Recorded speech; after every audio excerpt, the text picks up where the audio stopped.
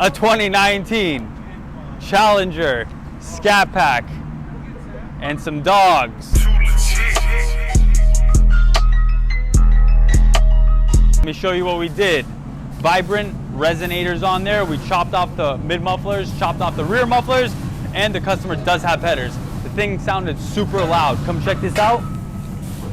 The issue was, after he put in the headers, the neighbors were complaining. It was a little bit too aggressive when he was hitting on the gas. So he told us to come in and install these vibrant resonators. Let's start from the front. We got Berto about to spray it down. Another amazing fabricator that we have at G Exhaust, the best exhaust shop in the world. With the headers coming down, cats still on there, running. We install these vibrant resonators. The mid mufflers were right here and here. Took those off. We're spraying them down so they don't rust. We had two mufflers right here and here. Took those off, and we hit them with the dual matte black tips.